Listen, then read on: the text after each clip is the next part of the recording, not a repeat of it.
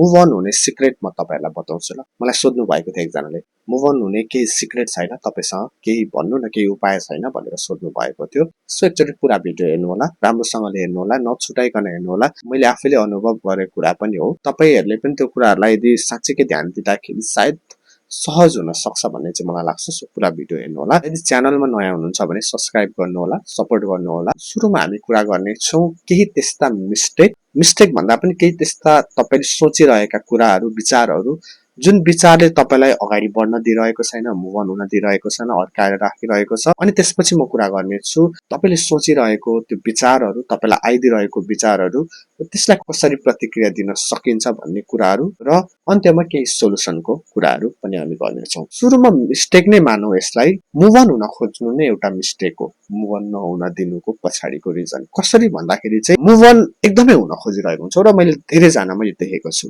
Move on एकदमै हुन खोज्ने मतलब मलाई मुभ अन हुनु छ, मलाई आजको भोलि हुनु छ, या 1 महिना 2 महिनामा हुनु छ, 10 देखि 15 दिन भित्रमा हुनु छ। र त्यस्तो खालको भिडियोहरु पनि पाइन्छ 10 देखि 15 दिन भित्रमा मुभ अन भइसक्नुहुन्छ तपाई भनेर। र त्यो जब हेरिन्छ अथवा त्यो कुरालाई जब सोचिन्छ आफैले आफैलाई फोर्स गरिन्छ मुभ अन हुनु छ भनेर। जति तपाई फोर्स गर्नुहुन्छ आफुलाई तपाईलाई त्यति नै गाह्रो हुन्छ मुभ अन हुनलाई। तपाईले विचार गर्नुस् न एउटा कुरा, तपाईले कुनै कुरा प्रति आफुले आफुलाई यति धेरै नै जबरजस्ती गराइरहनु भएको हुन्छ जुन कुरा समय अनुसार हुन्छ अथवा जुन कुरालाई तपाईले फेस गर्नुपर्ने, जुन कुरामा तपाई सम्हालिन सिक्नुपर्ने त्यो सिचुएसन छ। तपाईले आफ्नो मनस्थितिलाई बदल्नु पर्ने, आफ्नो माइन्डसेटलाई बदल्नु पर्नेमा तपाई कोसिस गरिरहनु भएको छ तपाईले एकदमै म आफुलाई त्योबाट अगाडि बढाउनु नै छ भनेर। यानि कि तपाई डराइरहनु भएको छ त्यो सिचुएसनदेखि र तपाई डराउनु नै भनेको तपाईलाई त्यो कुराबाट अगाडि बढ्न रोक्नु नै हो। तपाई भागिरहनु भएको छ अनि त्यो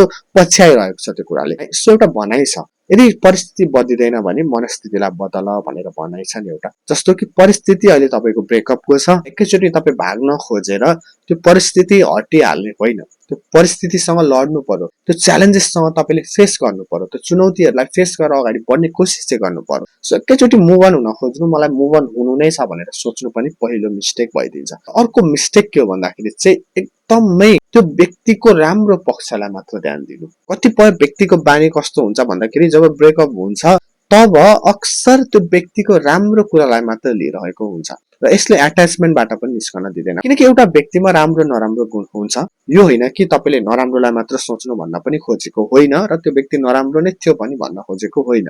तर जब ब्रेकअप भयो कतिपयको बानी चाहिँ कस्तो हुन्छ, उसले यस्तो गर्थ्यो, उसले यस्तो भन्थ्यो, उमा त यस्तो राम्रो कुरा थियो, उसले त मलाई यसरी गरेको थियो, उ त यस्तो थियो, सायद त्यो जस्तो व्यक्ति अब कोही आउँदैन होला, सायद त्यो जस्तो व्यक्ति म पाउँदिन होला, उनी मेरो लागि राम्रो थियो भन्ने खालको त्यो कहीं न कहीं त्यो विचारहरु खेलाइरहेको हुन्छ। र कतिपयले त्यो राम्रो पक्षलाई लिने क्रममा आफैलाई नराम्रो सोचिरहेको पनि हुन्छ। मतलब कि मै नै त खराब हो, म नै कमजोर हो, र त उसले मलाई छोडेर गयो, उ चाहिँ खतरा, उ चाहिँ राम्रो, तर आफुलाई चाहिँ कमजोर पनि बनाइरहेको हुन्छ, त्यसरी पनि सोचिरहेको हुन्छ। तर एउटा कुरा के हो भन्दाखेरि जब कसैले तपाईलाई छोडेर जान्छ भने मैले त्यो व्यक्तिलाई नराम्रो नै सोच्नु पनि भनेको त होइन, तर छोडेर गइसक्यो भनेपछि अब राम्रो कुरालाई मात्र लिएर र आफुलाई नै नराम्रो बनाएर बस्ने पनि होइन। त्यो व्यक्तिमा पनि केही नराम्रो कुरा छ जुन कुरालाई तपाईले हेर्नुपर्छ, राम्रो पक्ष र नराम्रो पक्षलाई। उसले पनि तपाईलाई धोका दिएको हो, छोडेर गएको भनेपछि तपाईले अब त्यो कुराप्रति पनि ध्यान दिनुपर्छ। यानि कि त्यो व्यक्ति यस्तो थियो भनेर पनि सोच्नुपर्छ। त्यसले के गराउँछ भन्दाखेरि चाहिँ तपाईले राम्रो मात्र सोच्नु भयो भने तपाईलाई ठूलो लस भएको महसुस हुन्छ, तर अलिकति नराम्रो पक्षलाई पनि हेर्नु भयो भने त्यति ठूलो लस भएको जस्तो तपाईलाई हुँदैन। सो यो कुरालाई पनि तपाईले ध्यान दिन निकै नै जरुरी छ। र अर्को तेस्रो नम्बरमा अर्को मिस्टेक के छ भन्दाखेरि चाहिँ यादलाई नै एकदमै धेरै नै प्रायोरिटी दिइरहेको हुन्छन् धेरै जनाले। मतलब कि याद त आउँछ, यादलाई मेटाउन सकिदैन, भुल्न सकिदैन, त्यो सत्य कुरा हो हैन। यादहरु भनेको पछिसम्म पनि रहन्छ, बिस्तारै त्यसको इन्टेन्सिटी त घट्छ तर रहन्छ। तर यादलाई धेरै प्रायोरिटी दिनु। कस्तो भन्दाखेरि चाहिँ कतिपयको बानी के हुन्छ भन्दा याद आयो, त्यो यादलाई जजमेन्ट गर्ने, व्याख्या गर्ने, यानि कि यस्तो थियो, हामी यसरी भेटेको थियौं, यसरी बोलेको थियौं। अब त्यो याद त आइरहेको छ एउटा ठाउँको, एउटा सिचुएसनको अथवा कुनै समयको भनेपछि त त्यो यादमा याद गर्दै गर्दै यस्तो थियो, यिनी हामीले यसरी गरेको थियौं, यसरी बोलेको थियौं, उ यस्तो थियो, उसले त यस्तो पो भनेको थियो, अथवा त्यसपछिका कुराहरुलाई पनि खेलाउँदै ठूलो बनाउनु, त्यो पनि कसैको त्यस्तो खालको बानी हुन्छ ब्रेकअप पछि। र त्यसले पनि एकदमै धेरै नै तपाईलाई चोट दिन्छ। किनकि जबसम्म त्यो यादलाई तपाईँ व्याख्या गर्नतिर लाग्नुहुन्छ अनि तपाईँलाई के हुन्छ भन्दाखेरि चाहिँ त्यो याद जुन छ त्यो यादलाई भुल्नु भन्न खोजेको होइन, मैले त्यो यादलाई बिर्सनु भन्न खोजेको होइन, तर व्याख्या पनि नगर्नु, मतलब कि त्यसलाई ठुलो बनाउन नखोज्नुहोस्। त्यो याद आयो भन्नुहोस् आफैलाई कि हो यस्तो थियो, यसरी भेटेको थियौँ, ठिकै छ भनेर।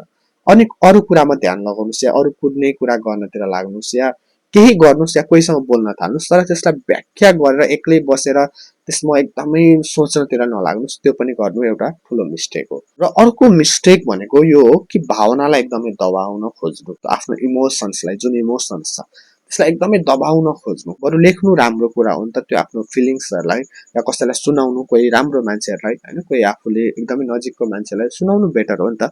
तर कतिपय के हुन्छ भने दबाएर राख्ने। दबाउन कस्तो भन्दाखेरि एकदमै त्यसलाई भुल्न खोज्ने या मेट्न खोज्ने, एकदमै त्यसलाई रोक्न खोज्ने हुन्छ। तर त्यसलाई फिल पनि गरिरहेको हुँदैनन्, त्यसलाई महसुस पनि गरिरहेको हुँदैन, त्यो कुरा कसैलाई सुनाइ पनि रहेको हुँदैनन्, तर दबाउन चाहिँ खोजिरहेको हुन्छ। सो त्यो पनि एउटा ठुलो मिस्टेक भइन्छ, किनकि जति दबाउन खोज्नुहुन्छ फोर्सफुल्ली, तपाईँले जति त्यसलाई रोक्न खोज्नुहुन्छ त्यति नै धेरै नै झन् त्यो याद तपाईँलाई आइदिन्छ। अघि मैले भने जस्तो तपाईँ भाग्न खोजिरहनु भएको छ, त्यसले झन् तपाईँलाई पछ्याउँछ। सो तपाईँले फिल गर्नु पर्यो, महसुस गर्नु पर्यो, हो यस्तो भएको छ भन्नु पर्यो, सोच्नु पर्यो या कसैलाई सुनाउनु पर्यो, कसैलाई भन्नु पर्यो। सो त्यो चाहिँ तपाईँले गर्न सक्नुहुन्छ। 5औं नम्बरमा अर्को मिस्टेक के छ भन्दाखेरि आफैमा दयालु नहुनु, यानि कि आफैलाई केयर नगर्नु। आफैलाई एउटा यस्तो व्यक्तिको रूपमा हेर्नु, म नै पो खराब हो कि, म नै पो नराम्रो हो कि, या आफैलाई हेरेर नराम्रो सोच्नु, आफ्नै कमजोरीलाई कोट्याएर बस्नु, त्यो पनि एउटा मिस्टेक भइन्छ। कतिपयको बानी कस्तो हुन्छ भन्दाखेरि चाहिँ दयालु हुनै सकिरहेको हुँदैन आफैमा। जब ब्रेकअप हुन्छ आफैलाई घृणा पनि गरिरहेको हुन्छ, छ्या म त यस्तो भएर हो, म त यस्तो थिएँ अनि मलाई उसले छोड्यो, म यस्तो भएको भए त छोड्दैन थियो भन्ने पनि हुन्छ। त्यस्तोले पनि तपाईँलाई मुभ अन हुन दिँदैन, किनकि तपाईँ त्यस्तो भएर या तपाईँ खराब भएर भन्दा पनि के हुन्छ भन्दाखेरि जब ब्रेकअप हुन्छ, कसैले छोड्छ, धोका दिन्छ, उसकै चरित्र त्यस्तो हो नि त, त्यो धोका दिने व्यक्तिले त्यस्तो गर्छ, त्यो गलत व्यक्ति हो भन्ने सोच्नु चाहिँ पर्छ क्या। सो यसमा हामीले यस्तो सोच्नु हुँदैन म यस्तो थिएँ अथवा आफैमा एकदमै कठोरपना देखाएर त्यस्तो गर्यो भने पनि त्यसले पनि मुभ अन हुन दिँदैन। सो दयालुपना चाहिन्छ आफूमा त्यति बेलाको सिचुएसनमा। अर्को 6 नम्बरमा के छ भन्दाखेरि चाहिँ एकदमै स्याड कुराहरूलाई नै ध्यान दिनु। स्याड भिडियोहरू हेर्नु, स्याड फोटो अथवा बेडमा सुतेर एकदमै धेरै त्यो कुरालाई हेरिरहनु। कसैले स्याड पोस्ट गरेको छ भने आफैले पनि स्याड स्ट्याटसहरू हालेर त्यो कुरालाई एकदमै बढावा दिइरहेको हुन्छौँ हामीले, त्यसले पनि मुभ अन हुन दिँदैन। किनकि एक त तपाईँलाई एकदमै चोट लागेको छ, तपाईँ दर्दमा हुनुहुन्छ, झन् तपाईँ दर्दवाला कुरा हेर्नु भने झन् तपाईँलाई दर्द नै मिल्छ। सो तपाईँले त कसरी हुन्छ आफूलाई ह्याप्पी बनाउने कुराहरू, कसरी हुन्छ मोटिभेसन दिने कुराहरू, कसरी हुन्छ तपाईँलाई अलिकति त्योबाट हिल गराउने कुराहरू हेर्ने हो नि त। झन् तपाईँले स्याड हेर्नुभयो, झन् अरूको पनि त्यस्तै कुराहरू हेर्नुभयो भने त झन् तपाईँलाई गाह्रो नै बनाउँछ, त्यही कुरामा स्टक गरेर राख्छ। सो यो पनि एउटा मिस्टेक भइन्छ। या स्याड सङ सुन्नु, एकदमै स्याड सङ झन् सुन्नु, त्यतिखेर झन् त्यो अल्गोरिदमहरूले त्यस्तै खालको कुराहरू ल्याइदिन्छ र त्यस्तै कुराहरूमा ध्यान दिने गरिन्छ हामी। तर त्यस्तो कुरामा ध्यान दिने होइन, त्यस्तो कुरा भन्दा पनि जरुरी के छ भन्दाखेरि चाहिँ एकदमै आफूले कसरी हुन्छ आफूलाई ह्याप्पी बनाउने कुरा, आफूलाई हिल गराउने कुरा चाहिँ ध्यान दिने हो। सो यो पनि एउटा ठुलो मिस्टेक भइदिन्छ। सो अब मिस्टेकको कुरा गरिसकेपछि हामीलाई आउने विचारहरूको बारेमा कुरा गरौँ, जुन चाहिँ एकदमै कमन छ र एकदमै आइदिन्छ र त्यसलाई हामी प्रतिक्रिया दिन सकिरहेको हुँदैनौँ या अर्कै तरिकाले दिइरहेको हुन्छौँ, गलत तरिकाले।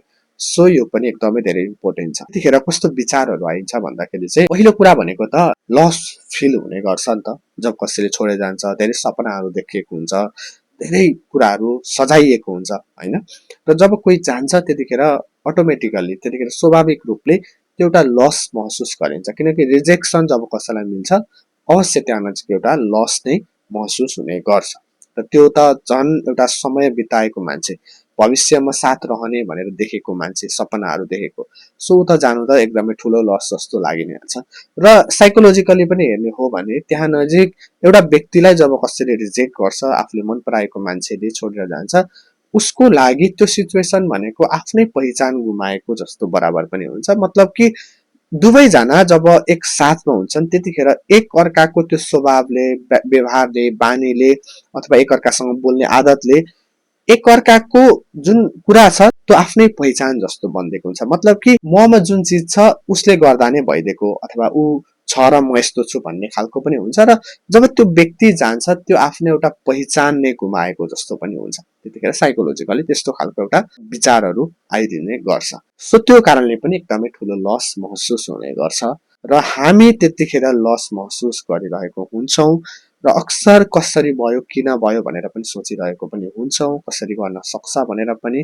तर एउटा कुरा के हो भन्दाखेरि चाहिँ लस महसुस किन गर्ने भन्ने कुरा हो, किनकि कुनै व्यक्ति जानु नै त्यो जिन्दगीको अन्त्य त होइन हो। तपाईँलाई गाह्रो हुन्छ, तपाईँलाई नराम्रो लाग्छ, म यो भन्दिनँ कि तपाईँलाई दुःख लाग्दैन भनेर भन्दिनँ होइन, त्यो एकदमै हुन्छ, भन्न सजिलो भए पनि गाह्रो त हुन्छ। तर एउटा कुरा सोच्नुहोस्, जुन तपाईँले जिन्दगी पाउनु भएको छ, जुन तपाईँको सास चलिरहेको छ, जुन तपाईँलाई आमा बुवाले हुर्काएर यत्रो बनाउनु भयो केही गर्छ भनेर होइन, कतिपय व्यक्तिलाई मैले देखेको छु क्या, आफ्नो जिन्दगीलाई अब चाहिँ म सक्यो मेरो सबै चिज, म त मर्छु, सुसाइड गर्छु भनेर पनि भनिरहेको हुन्छन्। त्यो बेलाको त्यो भावनाले त्यस्तो गराउन लाउँछ, पक्कै पनि त्यस्तो आइदिन्छ विचारहरू, नेगेटिभ विचारहरू। तर सम्हाल्नु पर्यो, किनकि तपाईँको जिन्दगी त्यो एउटा व्यक्तिको लागि मात्र बनेको होइन। भगवानले यो धरतीमा तपाईँलाई पठाउनु भएको त्यो सिर्फ एउटा व्यक्तिको लागि होइन, त्यस्तो व्यक्तिको लागि, त्यही पनि जुन व्यक्तिले तपाईँको कदरै गर्दैन, जुन व्यक्तिले तपाईँलाई भ्यालु दिइरहेको छैन, जुन व्यक्तिले तपाईँलाई इम्पोर्टेन्स दिइरहेको छैन, धोका दियो त्यस्तो व्यक्तिको लागि। यो त एकदमै गलत हो नि त। हामीलाई त यो हुनुपर्ने हो नि त, जसले गलत गर्छ अब त उसलाई म गरेर देखाउँछु, अब त झन् अगाडि बढ्छु, ठिकै भयो भनेर सोच्नुपर्ने हो नि त। हालाकि त्यो सोचाइ आइदैन, म मान्छु होइन, किनकि त्यतिखेर लस महसुस हुन्छ, त्यतिखेर कसरी गर्यो, कसरी गर्न सक्छ नै भन्ने हुन्छ। एउटा पीडितको हिसाबले, एउटा भिक्टिमको हिसाबले हामीले आफूलाई हेरिराखेको हुन्छ र त्यो व्यक्तिले गरेको कुरालाई हामी एक्सेप्ट गर्न सकिरहेको हुँदैनौँ।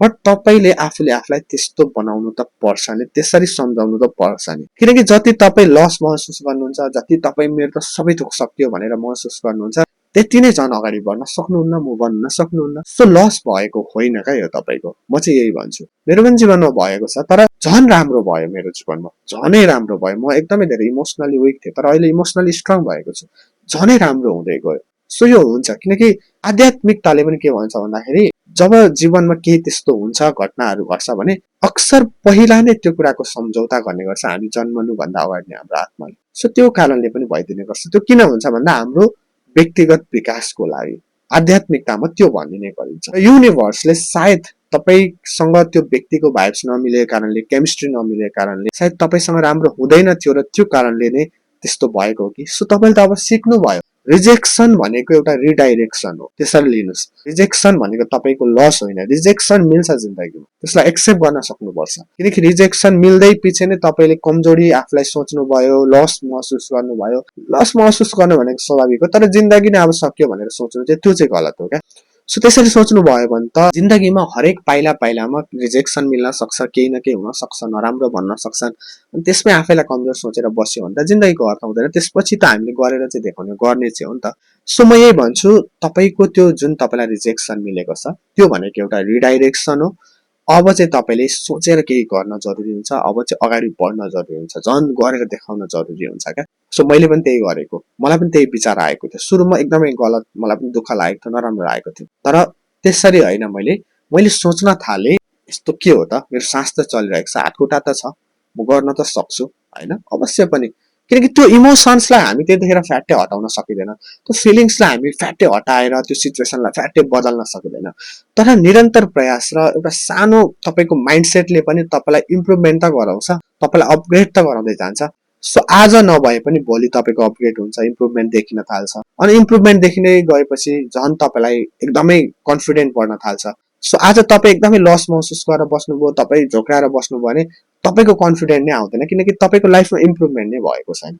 जबसम्म इम्प्रुभमेन्ट केही हुँदैन त्यतिखेर झन् त्यो लस छ, झन् खराबै हुँदै गयो भने त झन् तपाईँलाई त्यो सिचुएसनबाट निस्कन झन् टाइम लाग्छ। मैले भन्न खोजेको के भन्दाखेरि जब कुनै लस महसुस हुन्छ, एउटा भनाइ छ नि कि जे हुन्छ त्यो राम्रोको लागि हुन्छ, जे हुन्छ त्यो राम्रोको लागि भएको हुँदैन क्या। कतिपय सिचुएसनमा हुन्छ होला, कतिपय कुराहरू हुन्छ होला, तर के साँच्चीकै जे हुन्छ त्यो राम्रैकै लागि हुन्छ त? नहुन पनि सक्छ। तर जे हुन्छ त्यो राम्रोको लागि तब हुन्छ जब हामी केही भइसकेपछि चाहिँ त्यो भन्दा पनि केही बेटर गर्नतिर लाग्छौँ, अथवा त्योबाट सिकेर ठिकै छ भइहाल्यो त्यसलाई एक्सेप्ट गरेर नयाँ उम्मेदको साथमा, नयाँ हिम्मतको साथमा, नयाँ जोस र जाँगरको साथमा फेरि अगाडि बढ्ने कोसिस गर्छौँ, अनि नै राम्रोको लागि भएको हुन्छ, अनि चाहिँ राम्रो हुन्छ होइन, इम्प्रुभमेन्ट भइसकेपछि। सो एउटा भनाइ छ कि जिन्दगीमा सबै चिज गुमाइसकेपछि पनि एउटा उम्मेदलाई चाहिँ नगुमाउनु अरे, जुन उम्मेदले हामीलाई फेरि सबै चिज दिन सक्छ, फेरि हामीलाई अगाडि बढाउन सक्छ। सो त्यो उम्मेदलाई चाहिँ हामीले गुमाउनु हुँदैन। भनाइ छ एउटा। सो त्यो भनाइ एकदमै सत्य छ र त्यो हामीले आफूमा एप्लाई गर्नै पर्छ र उम्मेदलाई गुमाउनु हुँदैन, किनकि एउटा व्यक्ति जानु भनेको तपाईको पुरा जिन्दगी गएको होइन, लस भएको होइन, सबै थोक सकेको होइन, बस त्यो एउटा सानो पार्ट हो लाइफको। त्यो पार्ट मात्र, त्यो च्याप्टर मात्र बदलेको हो, त्यो पाना मात्र पल्टेको हो, अरू केही पनि भएको छैन। सो यसलाई यसरी लिनुस् र अब नयाँ उम्मेद र नयाँ जोस र जाँगरको साथमा अगाडि बढ्ने कोसिस गर्नुस्। यो होइन कि आजको आज सबै चिज परिवर्तन हुन्छ, सबै चिज ठिक हुन्छ, त्यसरी पनि होइन। जस्ट फोर्स नगरी आफूलाई, जस्ट आफूले फिल गर्दै त्यो कुरालाई एक्सेप्ट गर्दै, च्यालेन्जलाई तपाईँले फेस गर्दै, स्वीकार गर्दै अगाडि चाहिँ बढ्नुस्। किनकि ठिकै छ भइहाल्यो भनेर हेर्दै जानुहोस्। अनि चाहिँ तपाईँ एकदमै स्ट्रङ बन्न सक्नुहुन्छ इमोसनली। किनकि जबसम्म तपाईँ समस्याहरूलाई फेस गर्नुहुन्न, जबसम्म तपाईँले चुनौतीहरूलाई हेर्नुहुन्न, लिनुहुन्न, फेस गर्नुहुन्न, एक्सेप्ट गर्नुहुन्न, तबसम्म जिन्दगीमा स्ट्रङ त बन्नै सकिँदैन। मैले पनि त्यही कुराहरूले गर्दा नै हिजोको दिनहरूभन्दा म एकदमै स्ट्रङ भएको छु, क्या त मलाई थाहा छ होइन। सो मैले फिल गरेको, अनुभव गरेको कुरा हो। सो म सक्छु भने तपाईँहरू अवश्य सक्नुहुन्छ, यो म एकदमै ग्यारेन्टी दिन्छु। जुन दिन तपाईँ यसरी सोच्न थाल्नुहुन्छ मैले जसरी, म त्यही दिन यदि मसँग साँच्चै कुरा गर्न चाहनुहुन्छ भने पनि त्यतिखेर तपाईँलाई थाहा हुन्छ यो व्यक्तिले यस्तो भन्दै थियो भनेर। र अर्को कुरा गर्दाखेरि तपाईँलाई लाग्न सक्छ किन भयो, कसरी भयो यस्तो, यो व्यक्तिले कसरी गर्न सक्छ भन्ने लाग्छ। यार गर्छ नि यार, दुनियाँमा यस्तो छन् मान्छेहरू। मान्छे भनेको परिवर्तनशील छ, आज जस्तो छ त्यो व्यक्ति भोलि त्यस्तै नहुन सक्छ। एट्याचमेन्ट चेन्ज हुन्छ, मान्छेको भावनाहरू परिवर्तन हुन्छ, मान्छे स्वयं परिवर्तन हुन्छ। हामी हामी कुनै पनि चिज पर्मानेन्टली छैन यो दुनियाँमा। सो सबै चिजहरू परिवर्तन हुन्छ, एक्सेप्ट गर्ने हो त्यसलाई, त्यो कुरालाई चाहिँ त्यसरी लिन खोज्ने हो। त्यो नै सबैभन्दा ठुलो कुरा हो। र यदि तपाईँलाई त्यस्तो नेगेटिभ कुराहरू आइरहेको छ भने त्यसरी नै प्रतिक्रिया दिनुहोस्, आफैलाई भन्नुहोस् यो केही भएको होइन, मान्छे हो, बदलिन्छ, उसले गर्यो ठिकै छ भनेर चाहिँ यसरी प्रतिक्रिया दिँदै अगाडि बढ्नुहोस्।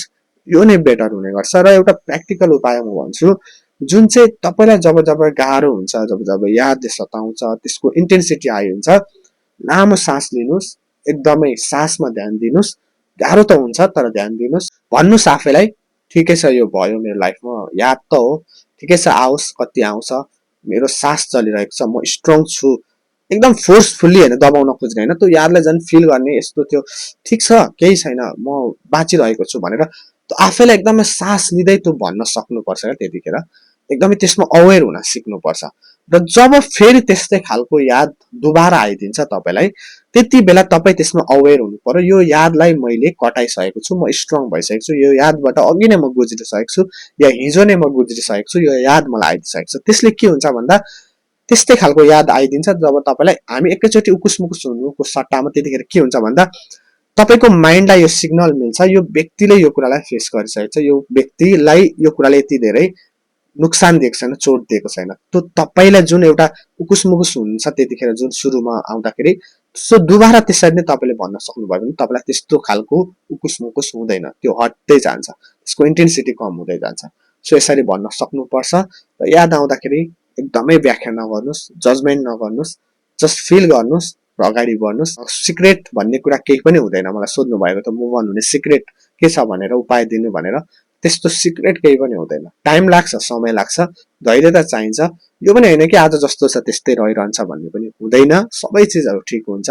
बस तपाईँ जिन्दगीमा जिउन जरुरी छ, तपाईँले अगाडि बढ्न जरुरी छ, सास चल्दैछ, आमा बुवा हुनुहुन्छ, हरेक चिज छ अझै बाँकी, त्यही कुरालाई हेर्न जरुरी हुन्छ। त्यस्तो सिक्रेट भन्ने कुरा केही हुँदैन, जस्ट यो कुरालाई फलो गर्नुहोस्, मैले अघि भनेको मिस्टेकहरूलाई नदोहोऱ्याउनुहोस् र आफूलाई एकदमै स्ट्रङ बनाएर कन्फिडेन्टको साथमा अगाडि बढ्नुहोस्, सबै चिजहरू राम्रो हुन्छ। Thank you so much video हेरिदिनु भएकोमा, अल द भेरी बेस्ट, अगाडि बढ्नुहोस्। Thank you so much.